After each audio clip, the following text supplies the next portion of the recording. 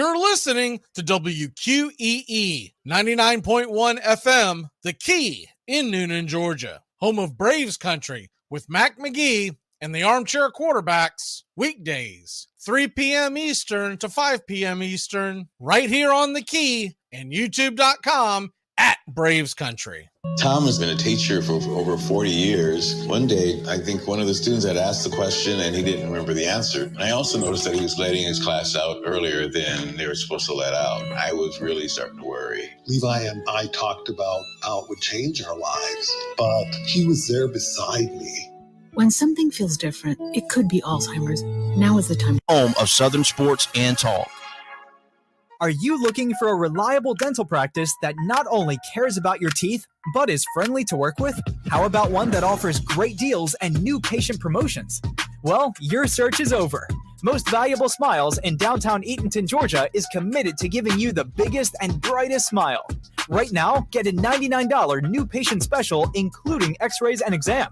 Maybe you're looking for veneers. Most Valuable Smiles veneer special includes one free veneer with every 5 purchased. Or get that bright white smile you've always wanted by taking advantage of an exclusive $100 off Zoom whitening treatment when you book today. And don't forget that 2022 is almost over. That means most insurance policies will reset by the new year, and to avoid losing that extra money, you need to use it or lose it. Book an appointment today with Most Valuable Smiles in downtown Eatonton to lock in these exclusive deals. Call 706-623-0318 or visit mostvaluablesmiles.com. Enjoy sun-drenched days, epic stays, and plenty of room to roam in Greater Fort Lauderdale. Our hotels, attractions, and restaurants have taken the Visit Lauderdale's Safe and Clean pledge so you can relax and explore with confidence. When you're ready for that well-deserved staycation, our 23 miles of golden beaches await. Find wide-open spaces to hike, bike, kayak, and paddleboard. Visit your favorite attractions, then dine out in style in dining rooms or al fresco on waterfront patios. Learn more at sunny.org. It all starts with just one thing. When recycling, rinse out jars and cans, and avoid recycling wax paper or paper soiled with food. This will reduce recycling contamination. Find tips and more at onethingus.com. What's your one thing? Hey, sports fans, The Key has a brand new show. Braves Country is coming your way weekdays 3 p.m. Eastern to 5 p.m. Eastern. Drive time on WQEE. Braves Country is a Southern sports talk show with Mac McGee and the Armchair Quarterbacks. We'll be talking the Atlanta Braves and Major League Baseball, along with everything important to sports fans in Braves Country. The SEC, ACC, Big Ten, and the National Football League, and the big sports news of the day. That's Braves Country with Mac McGee and the Armchair Quarterbacks. Weekdays, 3 p.m. to 5 p.m. right here on WQEE, The Key, 99.1 FM, and simulcasting on youtube.com/at Braves Country.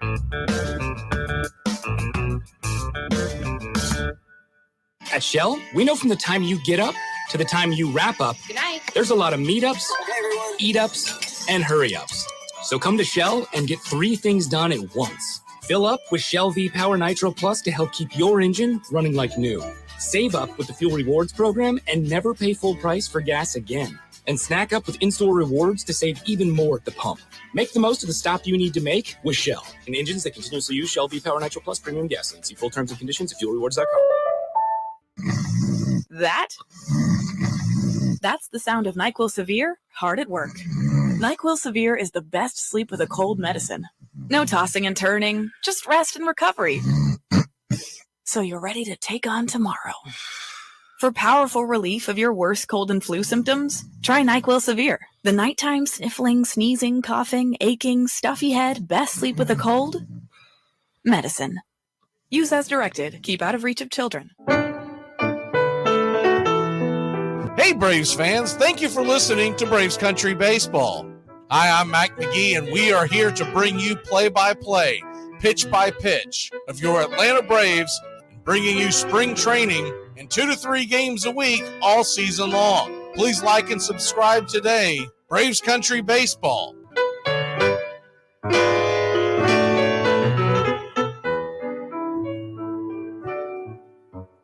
Winter is the perfect time to start planning for your healthy, pest-free spring lawn with True Green, America's #1 lawn care company. True Green's science-based approach and local expertise will help give your lawn the year-round care it needs to be thick and weed-free. Go to truegreen.com. Just call 866-946-5956 or go to truegreen.com today and get a lawn to be proud of. Hey, sports fans, it's Rod Peterson here, host of The Rod Peterson Show, inviting you to join us daily for 2 hours of Atlanta's funnest sports talk right here on WQEE. I say fun because it is. You've never heard a show like it because we make the listeners a part of the show every day between noon and 2 p.m. Eastern. You'll hear plenty of the best sports talk, including the latest on the Falcons, the Braves, and more. And who knows, you might even hear you. That's the Rod Peterson Show, daily at noon, right here on WQEE 99.1 FM. It's the best in sports and entertainment, and get locked in and locked down with Rhino Radio Penitentiary, 7 a.m. to 10 a.m. with your host, me, Ryan O'Neal, each and every morning, right here with the best in sports and entertainment, all the way from professional sports to college sports to River Dragons hockey and everything in between, including some of the very best local and national guests. It's the Rhino Radio Penitentiary, 7 a.m. to 10 a.m. Monday through Fridays, right here on 99.1 FM WQEE.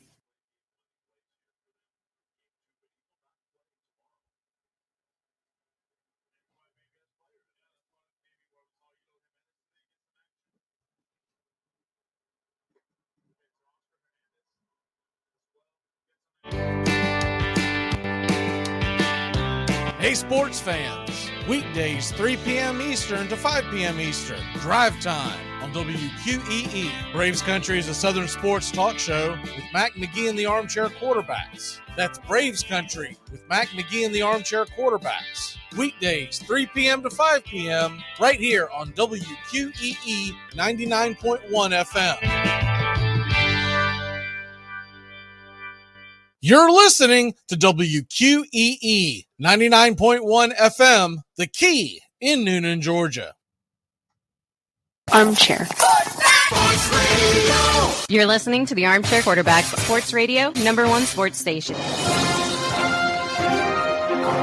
Good afternoon, and this is your Armchair Quarterbacks Sports Flash. College basketball taking a day off. Major League Baseball spring training takes center stage Monday afternoon.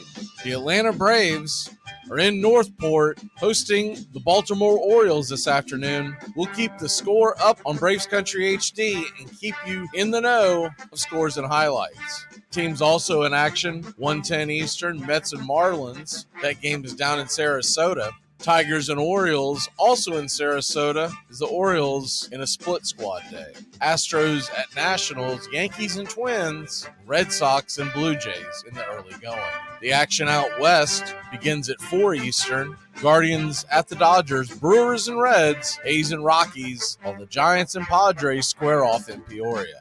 The NBA has a pretty heavy slate this evening. The Atlanta Hawks are at home in State Farm Arena, 7:30 tip. They'll host the Timberwolves. Both teams come into tonight's action 34-34. ESPN has a doubleheader. 7:30 Eastern, Grizz are at the Mavs. And at 10 o'clock, it's the Suns at the Warriors. And a big one that's not being shown nationally, the Milwaukee Bucks are at the Sacramento Kings at 10 Eastern. Also in action, Jazz at the Heat at 7:30, Celtics at the Rockets at 8, Pacers and Pistons are in Detroit. And over on the ice tonight, there are a couple of games on the plus. Games on the plus, 7:30 Eastern, Sabres at the Maple Leafs. And at 10 o'clock, it's Stars at the Kraken. Former LSU coach Will Wade will be the next head coach at McNeese State. A news conference to introduce Wade is scheduled for today. Quote, "I'm so excited to welcome Coach Wade, his wife Lauren, and daughter Caroline to Southwest Louisiana and McNeese," unquote, athletic director Heath Schroyer said, adding, "This is a completely different job than it was 3 years ago. McNeese basketball is one of the best jobs in the nation in regards to one-bid leagues. We are funded at the top of the league, have the best facility, a passionate fan base, and many other built-in advantages," unquote. Wade had been eager to return to coaching, and McNeese had been laying the groundwork to hire Wade for weeks.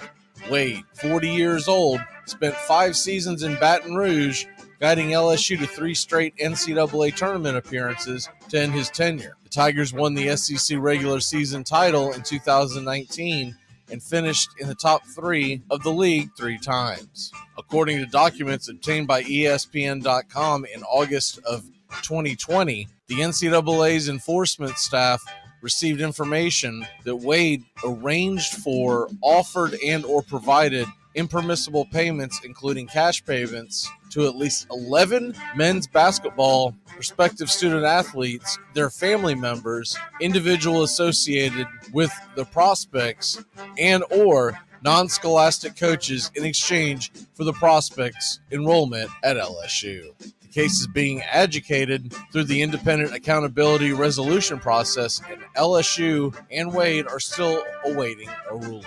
Former Jaguars offensive tackle Jawan Taylor is signing with the Kansas City Chiefs.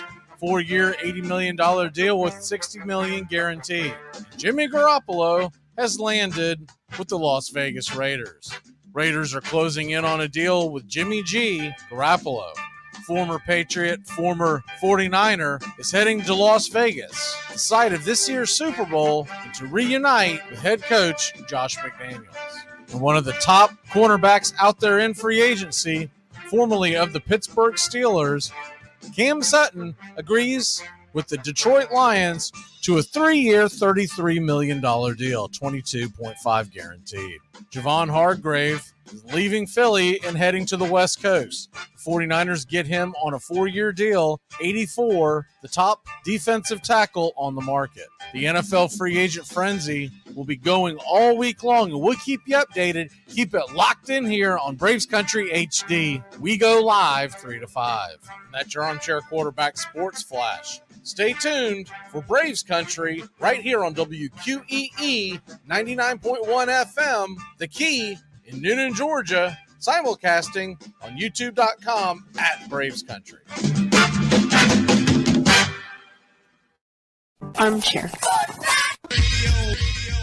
There's something kind of about a kid that's never played baseball. We have been hoodwinked, bamboozled, and flat out deceived. Why did you get so drunk? You got drunk.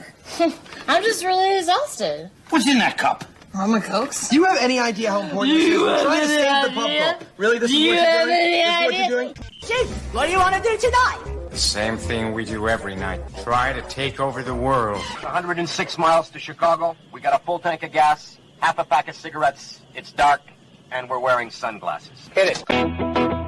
Armchair. YouTube Live. Radio station. The radio station you can call your own. Do you know what listeners like about our station? I like everything. It's always on my radio. We never stop the music, except for now, when I talk. You're listening to Braves Country with Mac McGee and the Armchair Quarterbacks. We're here live weekdays, 3 p.m. Eastern to 5 p.m. Eastern, WQEE 99.1 FM, The Key, and simulcasting on youtube.com/@Braves Country. Your first choice for Southern sports. Good afternoon. I'm Mac McGee, and I don't know much, but I know one thing. Things are moving in a flight in the National Football League. Y'all going to have to bear with me on YouTube. I got to put my glasses on. Things are getting down, baby. Armchair. Community Access Channel. He's the armchair quarterback. He's full of beer and he's full of snacks. The all-American man. Yeah, howdy, hi, and how the hell are you? I am doing absolutely fantastic. The only way this day could be better is if the Braves game wasn't in a rain delay. It is currently in a rain delay. The Atlanta Braves lead 6-5, and they called it. I figured they would. They don't normally do long rain delays during spring training. So your Atlanta Braves win today, 6-5. Didn't get a chance to watch a whole lot of it, but was following along. Eli White hit 2 home runs today. How about that? Eli White. So he's making his bid to make the team. Marcell Ozuna went 2 for 3, and he had a couple of doubles, so it's good to see that he still has a pulse. Other than that, Matt Olson went 1 for 3. Brandon Shoemake went 1 for 3, 2 RBIs. I'm telling you right now, it's a name you need to keep an eye on. He probably will not break with the team. They're probably going to want him to go to AAA to stay fresh. But the pressure that is on Vaughn Grissom at this point to perform, if he does not perform in the field, you could see Shoemake come up and take over shortstop, and maybe they move Grissom somewhere else. I know there's a lot of speculation where he could go, but he's essentially a second baseman. So either A, you would trade him, or B, you would see if he could make it in left field, as that is a gap for the Braves right now as well. But Brandon Shoemake is hitting .333 this spring. Very solid short. He doesn't have the upside that Grissom is supposed to have.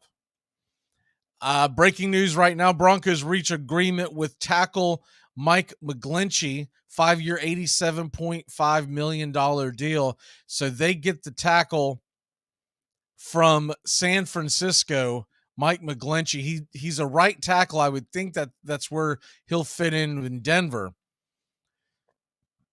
Now, free agency technically begins 4 p.m.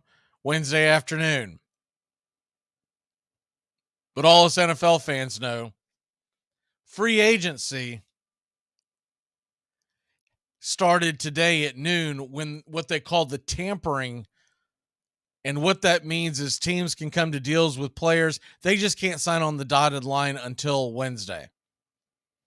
So essentially, it's begun. The only thing that changes here is that a guy could, in theory, change. You haven't seen it many times, but a player or even a team could decide that they want to go another direction before they sign the dotted line on Wednesday.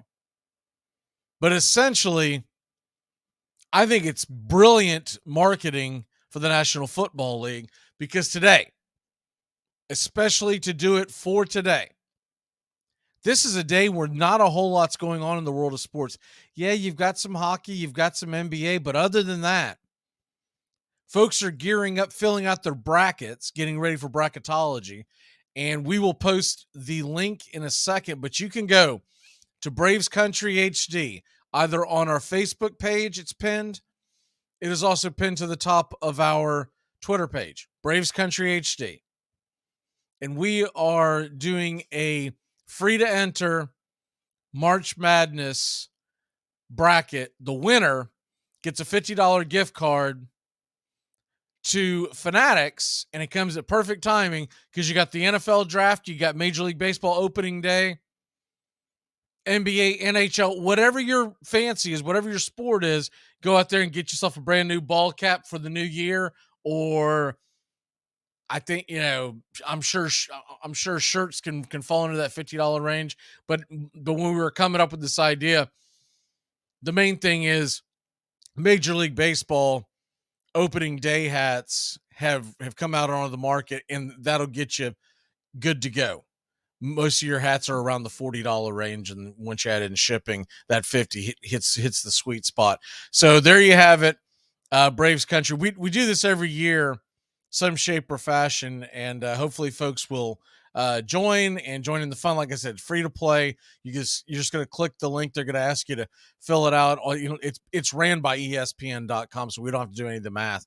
And when we announce the winner after the national title game, the day after the national title game, we'll get into the details, but all you have to do is claim your prize, and we will send you the gift card. So hopefully everyone goes to Braves Country HD on Twitter and Facebook, and we're going to put the link in the comment section all week. You have until Thursday morning when the games tip off. So essentially, because this show runs 3 to 5, let's just call as we see it. You have until Wednesday to go ahead and sign up. Because the way they set it up, you don't have to call the play-in game. The play-in games, if you decide that you think Pittsburgh or Mississippi State's going to take a really long run, you're just going to grab the winner of that game and push it along. So there you have that. Jimmy Garoppolo. That's the big news in the NFL. If you have not heard that, Jimmy Garoppolo is in agreement with the Las Vegas Raiders. So, Jimmy Garoppolo is off the board if you are a Jets fan. Mike White is off the board. He signed a 2-year deal with the Miami Dolphins, or is signing a 2-year deal with the Miami Dolphins. If you are a Jets fan, Jimmy G's gone. Mike White is gone. You've got Zach Wilson, but you're waiting on Aaron Rodgers, and he is dragging his feet because Aaron Rodgers loves the attention. He's a narcissist at the highest level, and he will drag his feet as long as he feels like he can. But what he's doing is he's putting his current franchise, Green Bay, and his future franchise, whoever it ends up being, we'll just assume the Jets, he's putting them behind the 8 ball the longer he drags this out. But this is typical of Aaron Rodgers. If you've been following his career, he's a prima donna. He's a narcissist, whatever you want to label him. It's me. Look at me. Aren't I pretty? Don't you want me? You're 40. Not so much. All right, we'll be back in a flash. We come back. The Sarge is with us. Sergeant Timus Wooten. We're going to recap the TPC, talk some Major League Baseball, and if anything breaks, we'll have it right here in the NFL Free Agent Frenzy. Keep it locked in here on 99.1 FM, The Key. But, I want to say one thing in all seriousness. I feel sorry for you people that don't drink. I mean it, because when you wake up in the morning, that's as good as you're going to feel all day. Armchair.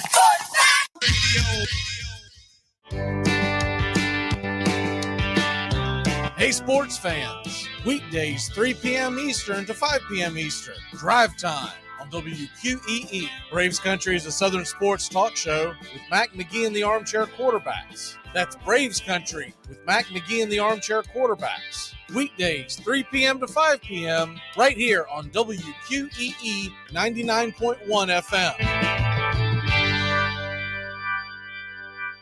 Hey, sports fans, it's Rod Peterson here, host of The Rod Peterson Show, inviting you to join us daily for 2 hours of Atlanta's funnest sports talk right here on WQEE. I say fun because it is. You've never heard a show like it because we make the listeners a part of the show every day between noon and 2 p.m. Eastern. You'll hear plenty of the best sports talk, including the latest on the Falcons, the Braves, and more. And who knows, you might even hear you. That's the Rod Peterson Show, daily at noon, right here on WQEE 99.1 FM. You're talking about a bunch of unproven kids who were in the prom.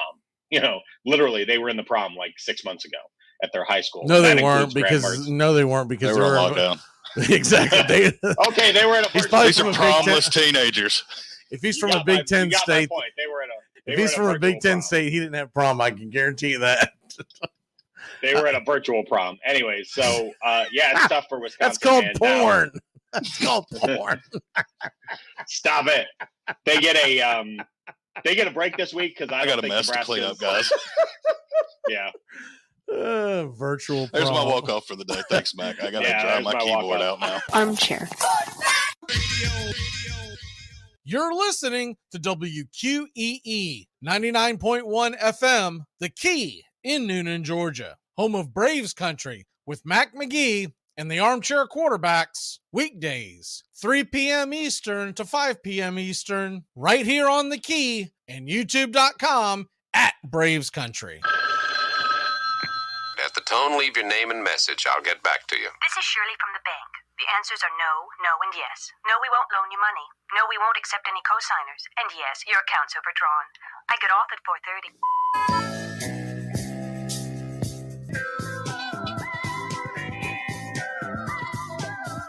Welcome back.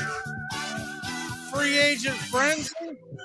Holy beef jerky, Batman. Things are moving and shaking. By the way, Dominican Republic just won 6-1. I know that shocks absolutely nobody. And welcoming onto the show is Sergeant Timus Wooten. How are you, my friend? I don't know much, but I know one thing. That Drew Carey's full of crap, man. Cleveland does not rock. Cleveland sucks. I'm stuck in a blizzard, in a parking lot right now. If you can see the windows behind me, that white, that ain't the sun, brother. I am too Southern for this.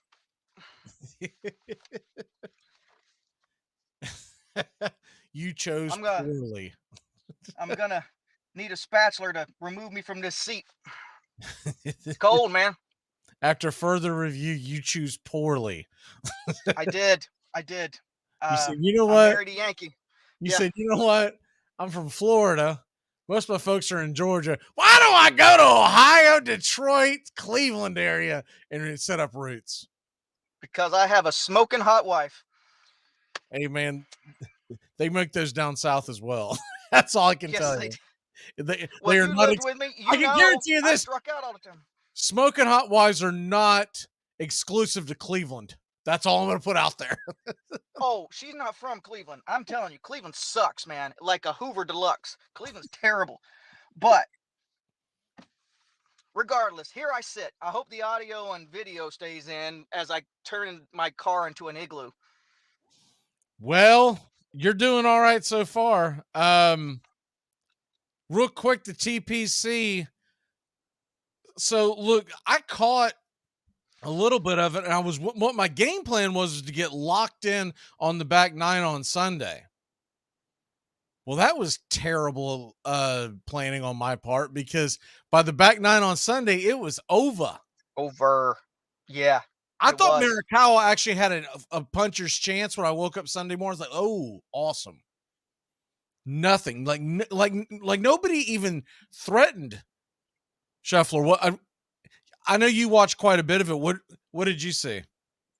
Well, if you're not a golf fan, I really wish you would watch the third round. If you're one of those people, golf is so boring. Golf is this.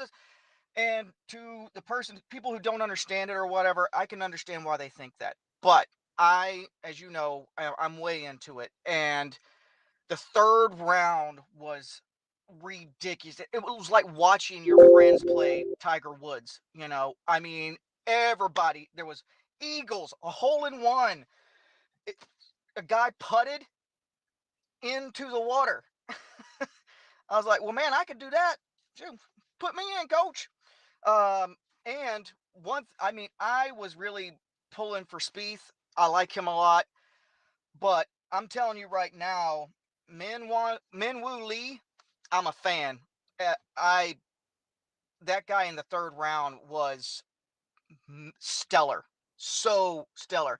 The wheels kind of came off in the fourth round, but man, if you can watch the highlights, Min-Woo Lee on the third round is in pretty much every one of them. Not every one, but pretty close.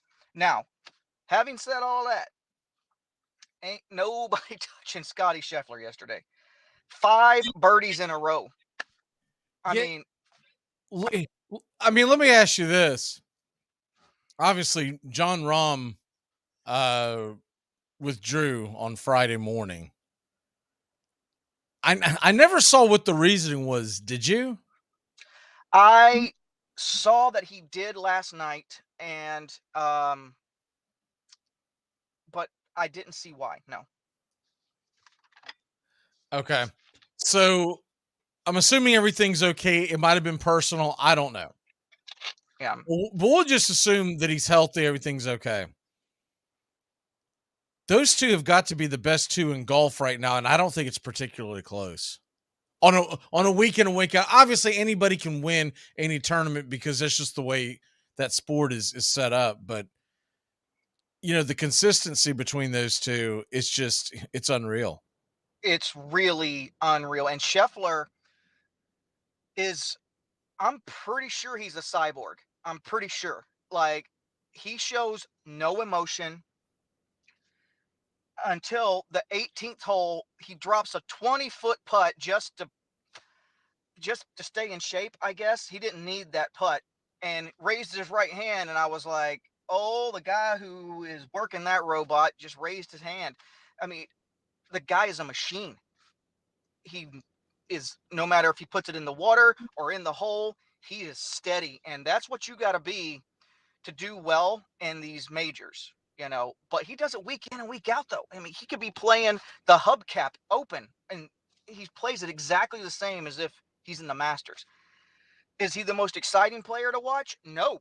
But if you want a clinic on how to play golf well, that's your guy. Well, I don't think there's a lot you can do to make golf exciting other than being really good, to be honest with you. Like, I mean, it's not like they open it up for their personalities on the course. No. And other than like the only guy I can think of in the history of golf that did any antics is Chichi Rodriguez when he would, do the sword and everything with his putter. What about Tiger Woods?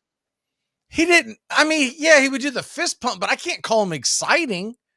He was really good. He was outstanding. Jack Nicklaus was outstanding, but exciting to me. Exciting would be, some kind of bravado that doesn't really exist in golf. So to draw people to the sport, I think the only way to do it is to have 2 or 3 stars that are consistently at the top so that fans know who they are, right? So what made Tiger so popular is he was so darn good, especially in the majors, all the time, that you had someone to root for or root against if you were against him for whatever reason. Vijay Singh. Same thing. Vijay Singh was very, very good. A lot of people hated him for whatever reason. I did. I never understood John all the Daly hatred towards any of these golfers. I mean, I would have more hatred to the dudes that took off and left the PGA to go to live and take the blood money over there to be on the CW on shaky camera phones. But going into the Masters, which isn't too far away, what are we about 3-4 weeks? 3 weeks. Yeah, it's April 4th and 5th, I think. April 5th, maybe. I know it's always the Thursday right after the national title game in college basketball. So it's the first week of April. Scheffler, Rahm, assuming everything's okay with Rahm. I mean, would you put your money anywhere else right now? Because McIlroy is always a favorite, and somehow he never does anything. Well, yeah, that's true. I agree with that. But to answer your question, if I had to place bets today, I would lay my money on Rahm or Scheffler. Now, I do want to watch. I'm very interested to see how much they play between now and the Masters. I want to see, is he going to do the 2 weeks off before? Is he going to play straight through? I kind of want to see if he's going to pick the courses that are kind of close or meant in the same fashion as the Masters and at Augusta and all that. I'm just very curious. I mean, he's a very analytical person, and I'm kind of curious how he's going to prepare. But to answer your question, if it was tomorrow, absolutely. One of those two. I think it's going to be them and then 5 strokes and everybody else. There's always someone and I would never count out Tiger because that's basically his course. Like, honestly, I know he's saying that he's going to play in all the majors and then a few others, but he's grooming his entire year to try to win Masters because that's his best shot to be, if he's ever going to be able to catch Jack, which I never thought he could, and I still don't think he will. If he's ever going to do it, it's going to be because of the next 5 majors he wins, 4 of them are the Masters. Or I guess he needs 4. So the next 4, 3 would be the Masters. Because I believe he's sitting at 15 now after the win a few years back. Yeah, that sounds right, 15. He was at 14 for a long time, but I believe he's 15 now. And I agree with you. He loves that course. That course loves him. And, the U.S. Open, that I don't know if he'll ever win another one of those. He could. He's Tiger. You never know. He could, catch lightning in a bottle again. But I agree with you there. The Masters is where it's going to be if it happens. But I'm telling you, man, you got to watch Min Woo Lee. I'm telling you, this guy is fun to watch.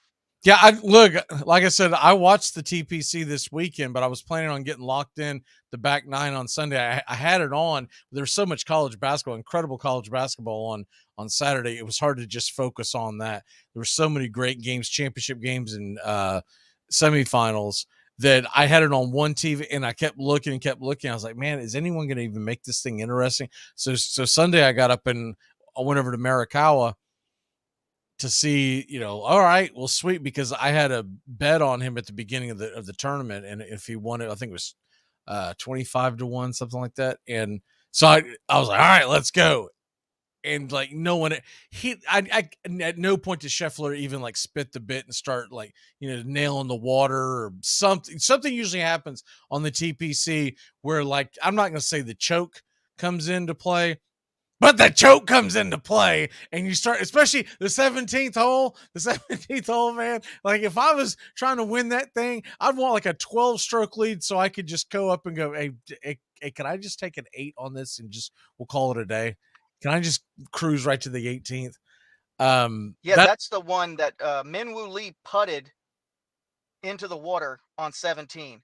Now, if I was at the TPC, like in the tournament, legit, I would putt the entire thing. I would go all the way around, chipping and putting, and go, no, I'm not going over the water. That is by far my favorite hole in all of golf. It doesn't matter where the 17th hole to me is the mecca of all golf holes. Especially, it's my second. Yeah, Amen Corner is my favorite, but it's up there. Yeah, but Amen Corner is not one hole. That's a group of holes. Right. So, and the shots you see on 17, I mean, I remember Freddie Couples hits it in the water, tees off again and holds it. So he parred the hole with a hole-in-one. I mean, on 17. It's insane. All right, well, let's shift gears a little. Let's shift gears a little bit. We are going to plan on talking a little golf on Mondays here with T. So we'll definitely be trying to hit that up every Monday. I mean, when I say golf, I mean the PGA. I'm not talking the live golf. I'm not doing it. I tuned in for 20 minutes one day of that junk, and I don't know if you've seen it, but it's basically someone took putt and a Mariah Carey concert and mashed it together. They've got music playing in the background. They're in shorts. There's people talking. It's almost like they were trying to recreate the Waste Management Open. Was it the 16th hole at the Waste Management Open? I think it is. It's almost like they were trying to recreate that and make it the entire. And like, no, it's too forced. It's too phony. Not to mention, I'm not talking the Blood Money tour on here. I'm just not going to do it. I don't blame anyone that went over and took the money, but I don't have to watch that junk. Major League Baseball. Two big things happened with your Red Sox, I think, over the weekend. Justin Turner, it looks like he's going to be ready for opening day. So it's good that he didn't, I believe you were on the air with me when he got hit in the face. No, it was right before, but I told you during the last show, it happened like 20 minutes before I went on. Yeah, I had no idea. Yeah. I had no idea what condition he was in, but did you see it though? Oh, yeah. It caught him flush, man. That ball dropped straight in front of him. That is a flush hit when it drops straight down like that. Yeah. And yeah, because whoever was on the air when it happened, I shared the picture of Justin Turner immediately. So that was me. Okay, that's what I thought. So that happened, and it looks like, and I'm not worried if it was a young kid. I'd be like, man, he's missing all these at bats, et cetera, et cetera. But this is Justin Turner, man. That dude's ultimate. Right, and he's an athlete, and he's a veteran, and yeah. I'm just glad there was no fracture. He didn't lose his sight or anything, which is easily, could have easily happened. And yeah. What was the guy's name in the 60s? Tony C. Tony C. Tony C. Yeah, well, Yes. I always call him Tony C too because I can never pronounce his last name. I But can't I with thought my you southern would. accent. I Yeah, thought you would be able to, Mr. Red Sox. I tried, but I just offend Italian people, so I'm trying to avoid that. So that's always the first person that goes to my mind, even though I was not old enough to watch it, see it, experience. I didn't know about it till I was probably 15 years old. Someone brings it up, and this is before the internet and all that junk. And I remember seeing the picture. That's him on the magazine. Yeah. With that big old shiner. Yeah. That was either SI or Sport magazine, because Sport was really big back then too. But whoever it was, that's always the one that I go to because it ruined his career, and he was supposed to be phenomenal. Yeah, he was done. 2 years later, he was done. And that kid could play. I mean, his stats before that are ridiculous. There's two injuries that I always go to, and that's that one in baseball, and then the other one was the Ray Fosse getting trucked by Pete Rose at home plate in the 73 All-Star game. I always forget the year because it was right before I started watching. But those are the two. Those are always the two that in all of sports or just baseball? Baseball. Those are all of sports. Come on. First thing that comes to my mind is Joe Theismann's freaking chicken bone hanging outside of his kneecap. Yep. Yeah. Yep. And Lawrence Taylor losing his mind. Yeah. I was a young kid. I was watching that game live, and I didn't. I was too. Whoa! Yeah. I thought I was gonna. They showed it on replay. Right. That's back when everyone watched Monday Night Football, right? Yeah. It wasn't just because because you had 3 channels, and the other 2 channels probably had some kind of Murder She Wrote marathon or something on. So you didn't care if it was the Giants versus the Redskins. You were going to watch it.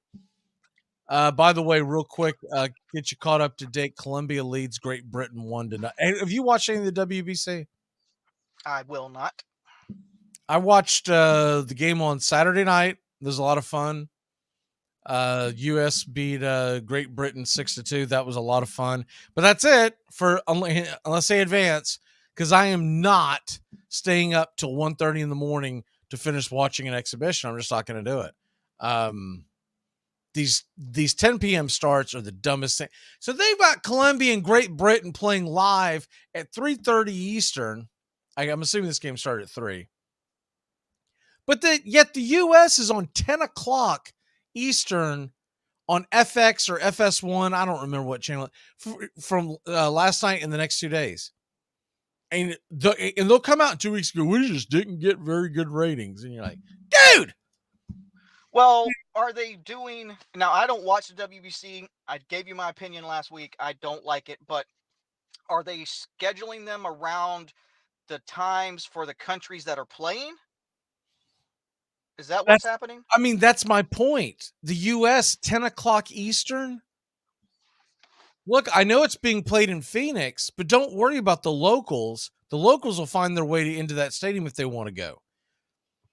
That game needs to start bare minimum 9 Eastern, because they don't have the pitch clock. So these games are lasting 3 or 4 hours.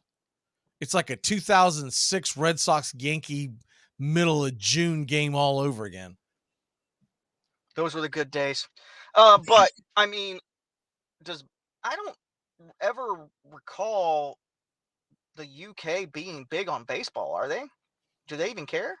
Would it even matter? The UK 9 p.m. Eastern, 10 p.m. Eastern. It's 2 o'clock in the morning over there. Who cares? No one's getting up for that. So that was my point. No. They played Mexico last night. Mexico, I think they're essentially in Mountain Time. So okay, that makes it a little, but it was a Sunday. There's no reason why you couldn't have played this game at like 6 Eastern on a Sunday. Most Americans and folks down in Mexico, most of them are going to clear the day, clear that time of day on a Sunday. Get it going 6, 7 o'clock, whatever. Yeah, everybody's winding down from the weekend. They just want to a Monday night, there's nothing on tonight, and I'm still not going to watch it because it's 10 o'clock Eastern, and you're not going to get me sucked into something when I'm going to sleep in about an hour. I'm just not going to do it. Like, why am I going to waste my time and energy to watch something when I know I can't see the end of it. I can't come close to seeing the end of it. So yeah, you might get 3 innings in, if that. Yeah, I mean, if that. I get up 0600 nowadays, so I'm not gonna. If I can get a solid 7 in, that's great. I'm usually around 6.5, but I'm not purposely missing sleep for something this mundane. Chris Sale, no, 3 innings, 5K. You look good. That's got to make you feel good. That does. But now I'm a Red Sox fan, so we always got to be a Debbie Downer. Every pitch he throws, we're holding our breath. I mean, this has to be. He even said, I have to prove myself to the fans that I am worth what they're paying me. They're paying me all this money, and I'm not doing anything. Dude. Now, he come out barking, and so that if he pitches close to like that, now he's not going to go out there and be Nolan Ryan or anything. Nobody's expecting that, but you're just hoping he's going to be Chris Sale. Yeah, that's it. And if it's he's just like Sale, Braves fans. We just hope Mike Soroka is Mike Soroka once again, because this will now be the 5th season going into 4 years, but the 5th season that Mike Soroka has not pitched a normal season, a full season. For argument's sake, he hasn't pitched in 4 seasons because 2020 was the last time he was on the field. And he got only a handful of innings before he ripped his Achilles, and that was the last time we saw him. So I feel you. Now, the difference between the Braves and the Red Sox, A, the Braves pitching depth, B, the Red Sox have a lot of money invested in Sale, and Soroka hasn't hit that free agency yet. Okay, let me ask you this. Let's say both pitchers go into the season top of their game. Not top of their, but strong. They look like themselves. Right. Kluber or Sale, who gets the opening day nod? Oh, it's Sale. It's got to be Sale. He didn't get it. It's Kluber. You think Kluber's going to get it? They already announced it. Then that tells me that they're nursing and watching and nursing. That tells me that Sale may not even pitch your second game. They might have him pushed all the way back. He's pitching the second game. It's Kluber, Sale, and I have no idea who's after that. But so you're probably going, what, are they starting on the 30th as well, or do they start the next day? I want to say the 30th. I want to say that. I should have checked. 30th is a Thursday, and that's opening day, but it's not opening day for everybody. Right. It might be that Friday. If 30 is Thursday, it's probably that Friday, I would think. Maybe. I'll check. But the only thing I can think of why, because I mean, what's the difference between the two? Where's the game at? Yeah. It's not in Boston. Oh, then that's your reasoning.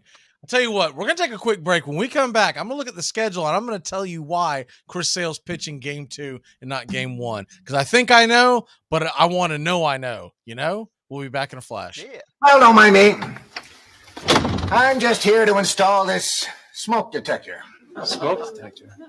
Does that detect any kind of smoke? Long live the king. Hey, sports fans, it's Rod Peterson here, host of The Rod Peterson Show, inviting you to join us daily for 2 hours of Atlanta's funnest sports talk right here on WQEE. I say fun because it is. You've never heard a show like it because we make the listeners a part of the show every day between noon and 2 p.m. Eastern. You'll hear plenty of the best sports talk, including the latest on the Falcons, the Braves, and more. And who knows, you might even hear you. That's the Rod Peterson Show, daily at noon, right here on WQEE 99.1 FM. ACC football covered like no other here on the Armchair Quarterback. Against the blitz, touchdown, Florida State! Rock Preston scores the touchdown, and now it's Bowden's decision, and he sends Mowry onto the field right away. Danny Cannell is the holder. Mowry turns it. This game is over. A 31-31 tie. A 31-31 tie. A deep throw by Lawrence. A lot of contact. Justin Ross broke free from it. He's down in the end zone. Touchdown, Clemson. Justin Ross, a freshman wide receiver, big, rangy. And Trevor Lawrence knows, throw it up against that single coverage, give him a chance to make a play on a 50-50 ball. If you're a fan of the ACC, pull up an armchair. You're home. It's the best in sports and entertainment, and get locked in and locked down with Rhino Radio Penitentiary, 7 a.m. to 10 a.m. with your host, me, Ryan O'Neal, each and every morning, right here with the best in sports and entertainment, all the way from professional sports to college sports to River Dragons hockey and everything in between, including some of the very best local and national guests. It's the Rhino Radio Penitentiary, 7 a.m. to 10 a.m. Monday through Friday, right here on 99.1 FM WQEE. Hey, where's my tickets to the Sonics game? They were here just a second ago. Somebody stole my tickets to the Sonics game! This stinks! This is total BS! This is... Oh, got it. Got it. Okay, where's the french fries? I ordered french fries. This stinks! This is total BS! Eddie Vermoyen's gonna... Oh, here they are. Where's my power bar? I had a power bar here. Someone stole my power bar! This stinks! This is total BS! This is... Oh, here it is. Hey, where the hell's my assorted tape? This is total... Oh, got it. Armchair. Community Access Channel. He's the armchair quarterback. He's full of beer and he's full of snacks. The all-American man. Welcome back here on Braves Country, Braves Country HD, wherever you stream. And so, Timus, I'm looking at we're talking. I dropped here on Monday. I dropped the ball. So it looks like we're at home. Yeah, I usually have like the Red Sox up on a computer next to the phone or whatever. Yeah. But I'm in a car in a blizzard, and so I pulled up the schedule. It is in Boston, so sorry, Red Sox fans, and it's against Baltimore, and then the Pirates. So all at home, all at Fenway. Okay, so Kluber is starting at Fenway. So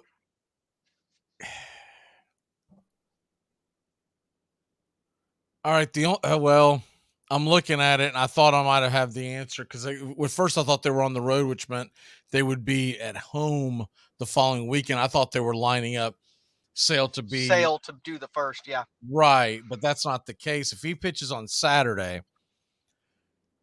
No, it is a Thursday game, so right. I was wrong on all three counts. So it's going to be Kluber on Thursday, Sale on Friday. So you were wrong 3 times for 3. So, hey, 3 for 3 will get you in the Hall of Fame. I know. Yeah. Thursday. I'm batting 1,000 in that direction. Thursday is, what we call that is the Marcell Ozuna curve. Because he can't hit a curve. Baltimore, 3 at home. They play on, so they're going to get the Friday off as most teams do. When you play on that Thursday, you have Friday off because there's all kinds of parades and stuff like that, especially in Boston. Everyone's got to have 48 hours to, put IVs in and, get rehydrated. Yeah. They play Saturday, and then they don't have another day off until that Thursday. Well, no, they don't have a day off for a hot minute. They don't have a day off. Wednesday, Thursday. The 7th of April is their next day off. Oh, yeah, I'm sorry. So they're doing the same thing in Detroit the next week. They don't typically do that. They don't typically take the day off when it's in the middle of the season. But anyways, you got me stumped because Kluber's not that good. Sale's much better.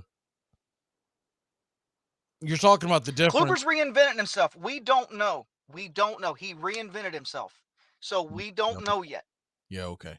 Come on, man. So. Throw me a bone, Scott. Well, I'm just saying I'm more excited as a Red Sox fan if I'm going to opening day. Chris Sale's got the ball than Kluber. Nothing against Kluber. I think he's solid, and he pitched very well last year, right? But he's not this isn't Corey Kluber from 5-6 years ago. And I know No, that's what I'm saying. It's not. He's not going to light the gun up or anything. He's now more in the Greg Maddux school. He throws, just off the plate, and it's coming in at 88. He's pinpoint accuracy, or he's in trouble. Yeah, and he'll be 37 just past opening day. April 10th is what. So, any way you look at it, last year, I think he saved his career last year because there was a lot of question marks on whether or not this guy was either done or if he was going to be bullpen boy, right? And we're not talking about back end bullpen. This isn't like Smoltz reinvented himself and became a closer. I'm talking about this is like mop up. Yeah. Yeah. This is like cringe and hope. So the Gagne experience in Boston. He was 10-10 with a 4.34 ERA. Wasn't like he tore it up, but he pitched well enough for Tampa Bay that the difference is Tampa Bay always will piggyback you. And if they don't think that you can go through the lineup, and I don't think Kluber can go through the lineup more than twice, they always had a quick hook. So if Boston tries to ride him through more than going through the lineup twice, man, that's going to be a sticky wicket. That's not really Cora's way. He kind of lets the game come to him a little bit more than a lot of those coaches do or managers do. If he sees that he's, in the zone that day, he's all right, go ahead. But if he sees he's laboring and, he's walked a couple of guys, he'll go get him. But it's not like Tampa Bay where you pitch 2 innings and, by the end of the game, you got the second baseman out there on the mound. That's just not the way Boston's going to do it. But, I want to believe in him. Hey, by the way, I don't know if you've seen, they've changed the rules this year where it's going to be even more difficult to put your position player into pitch. And I don't have it in front of me, so I don't want to quote it. I don't want to quote it, but they'd already made this big thing where I think you had to be within 6 runs past either up or down 6 runs, right? And it had to be into the certain, like past the 7th. Well, they're actually making it even stricter now. Because, and look, I'm for it because fans did not come out there to watch, like you said, your second baseman and they're pitching in the 8th inning because the game's an absolute disaster. Well, here's a question for you, since they're always trying to speed the games up and all this other stuff. What's your thoughts on having a mercy rule at the end? No. In real baseball? Yeah. No. Never, ever, ever, ever. I know they do it in the WBC. It's an exhibition.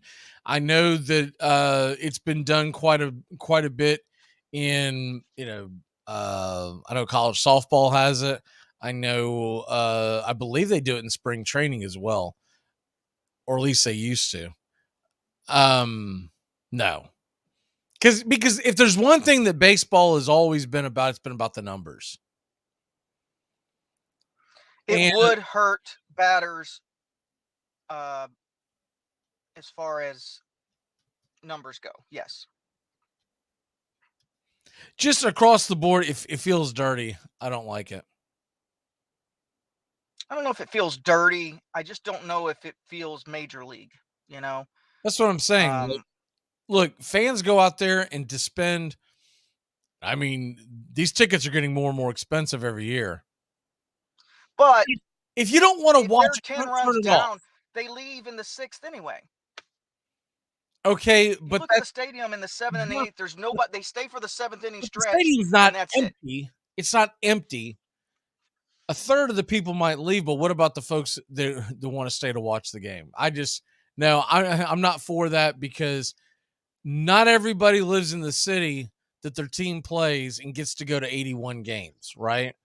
Right. So I'm not with do we, good Lord, we want to start doing that and everything?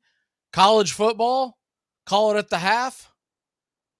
I mean, at that point, you are dangerously treading on why do I watch territory if you start doing that kind of thing.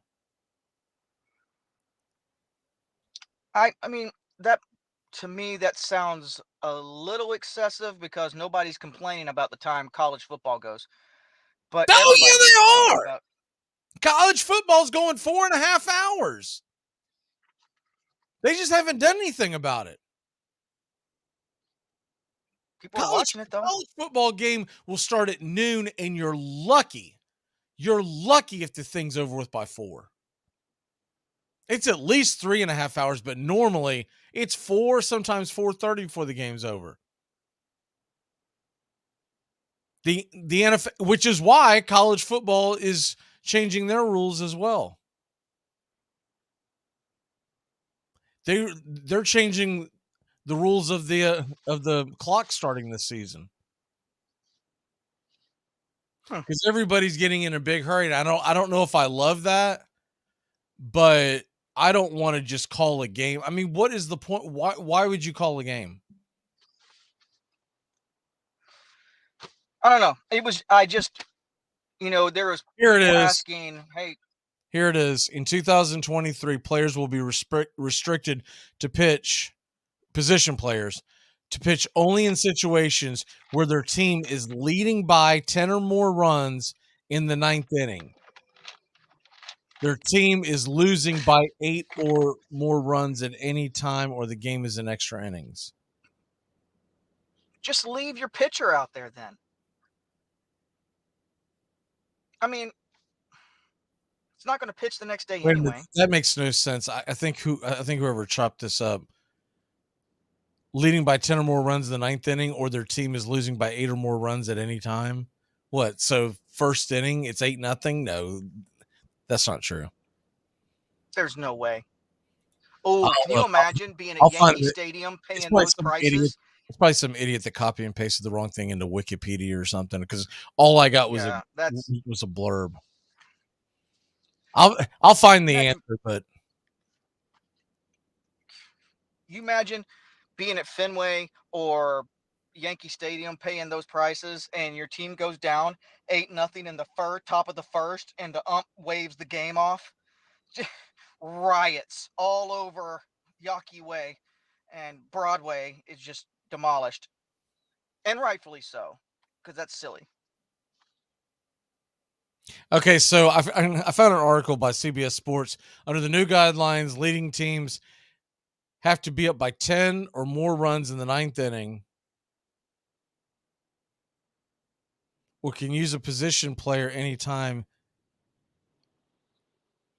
While trailing teams can use a position player anytime it's down by 8 or more runs. Okay, so it used to be 6.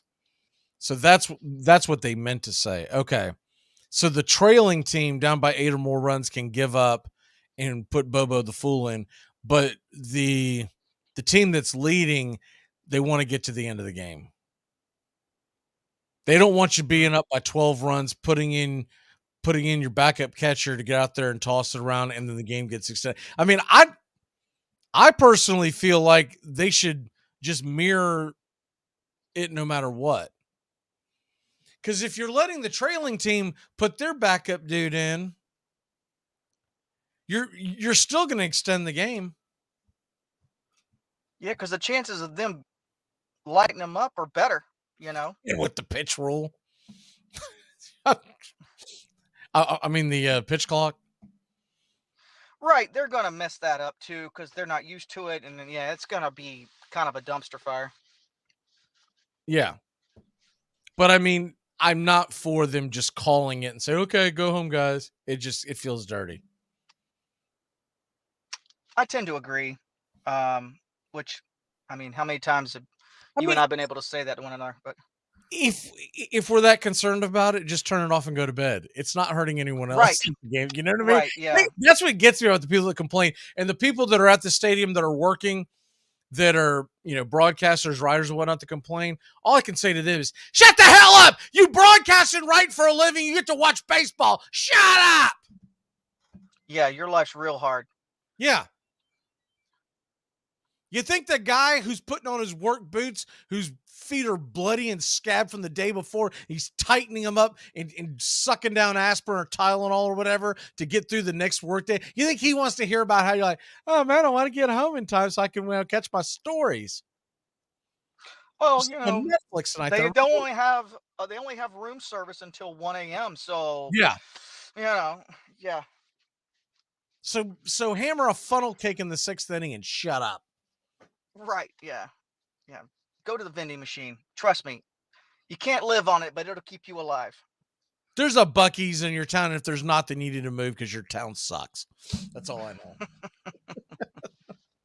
Probably Cleveland, if that's where you're at. This place sucks. I'm going to assume that y'all don't have Buc-ee's up there. I don't know. I don't care. Oh, you would know, my friend. You would know. The next time you're in the Florida area, remind me to give you directions to the greatest gas station ever invented.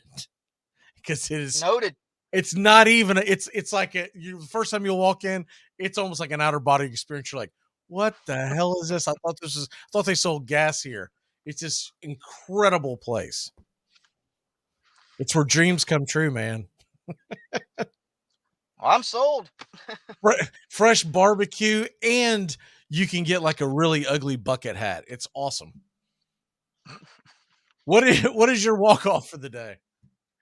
My walk-off today is a bit of a piggyback from your opening statements. I remember when Aaron Rodgers was coming up and Favre was doing I retire, I don't retire, and Aaron Rodgers was actually complaining about it. Now look, he's doing worse. Yeah. Pick a team, shut up, play football. Yeah. Pick a team, any team. That's it. I don't even My care anymore. I'm walk-off not for you gonna watch is you now. my walk-off for you is if you get a chance to pull up the WBC, look at the font that the Great Britain decided to choose for their uniforms. It literally looked like no, it looks like that they just grabbed the most generic semi-bold out of Windows 98 and said that's gonna be they have the dullest uniforms. The ones today aren't as bad because they're red and white, but the ones the other night were gray with this blue. Just the worst that you could possibly think of. It literally sounds very British. Yeah, I can tell you right now, it wasn't very great. I can tell you that. All right, brother. We'll see you next Monday. We'll be back in a flash when we come back. Jones is joining us. NFL news. We've got more that just broke. We'll be back in a flash here on Braves Country. You're listening to WQEE 99.1 FM, The Key in Noonan, Georgia. Armchair. You're listening to the Armchair Quarterback Sports Radio, #1 sports station. Good afternoon, and this is your Armchair Quarterbacks Sports Flash. College basketball taking a day off. Major League Baseball spring training takes center stage Monday afternoon. The Atlanta Braves are in Northport hosting the Baltimore Orioles this afternoon. We'll keep the score up on Braves Country HD and keep you in the know of scores and highlights. Teams also in action, 1:10 Eastern, Mets and Marlins. That game is down in Sarasota. Tigers and Orioles also in Sarasota is the Orioles in a split squad day. Astros at Nationals, Yankees and Twins, Red Sox and Blue Jays in the early going. The action out west begins at 4 Eastern. Guardians at the Dodgers, Brewers and Reds, A's and Rockies, while the Giants and Padres square off in Peoria. The NBA has a pretty heavy slate this evening. The Atlanta Hawks are at home in State Farm Arena, 7:30 tip. They'll host the Timberwolves. Both teams come into tonight's action 34-34. ESPN has a doubleheader. 7:30 Eastern, Grizz are at the Mavs. And at 10 o'clock, it's the Suns at the Warriors. And a big one that's not being shown nationally, the Milwaukee Bucks are at the Sacramento Kings at 10 Eastern. Also in action, Jazz at the Heat at 7:30, Celtics at the Rockets at 8, Pacers and Pistons are in Detroit. And over on the ice tonight, there are a couple of games on the plus. Games on the plus, 7:30 Eastern, Sabres at the Maple Leafs. And at 10 o'clock, it's Stars at the Kraken. Former LSU coach Will Wade will be the next head coach at McNeese State. A news conference to introduce Wade is scheduled for today. Quote, I'm so excited to welcome Coach Wade, his wife Lauren, and daughter Caroline to Southwest Louisiana and McNeese, unquote, athletic director Heath Schroyer said, adding, this is a completely different job than it was 3 years ago. McNeese basketball is one of the best jobs in the nation in regards to one-bid leagues. We are funded at the top of the league, have the best facility, a passionate fan base, and many other built-in advantages, unquote. Wade had been eager to return to coaching, and McNeese had been laying the groundwork to hire Wade for weeks.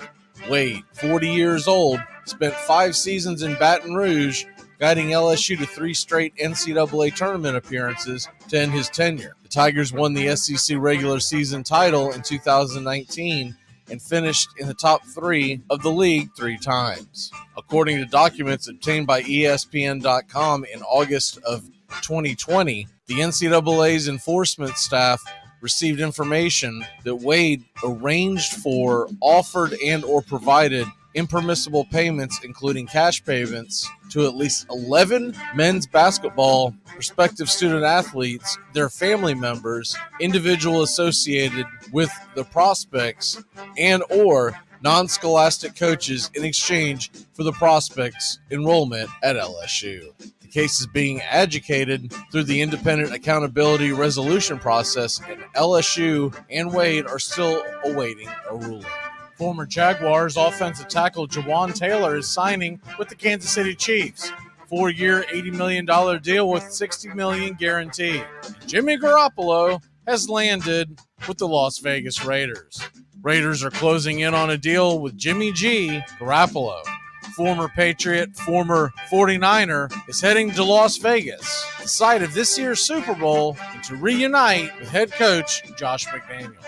And one of the top cornerbacks out there in free agency, formerly of the Pittsburgh Steelers, Cam Sutton agrees with the Detroit Lions to a 3-year, $33 million deal, $22.5 guaranteed.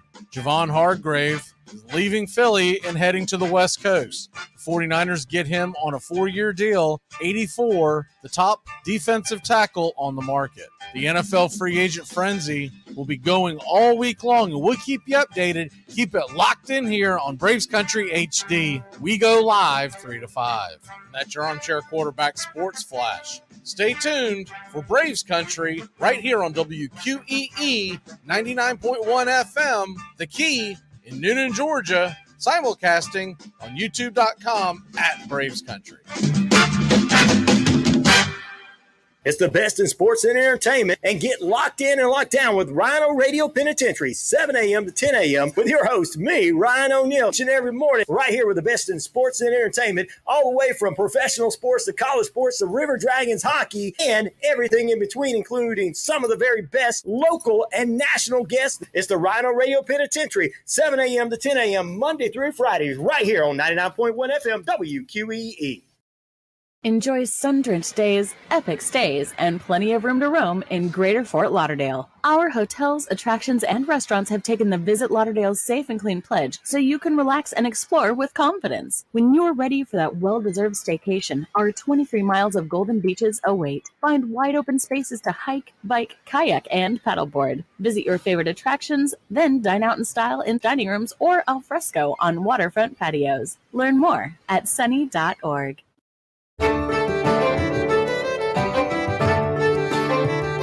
Friday, March 17th, St. Patty's Day with Braves Country. The Atlanta Braves are in Fort Myers, Florida to take on the Boston Red Sox. Braves Country Baseball right here on the Key, giving you play-by-play, pitch-by-pitch of your Atlanta Braves. That's Friday, March 17th, 1 p.m. Eastern, St. Patty's Day, Braves Country on WQEE.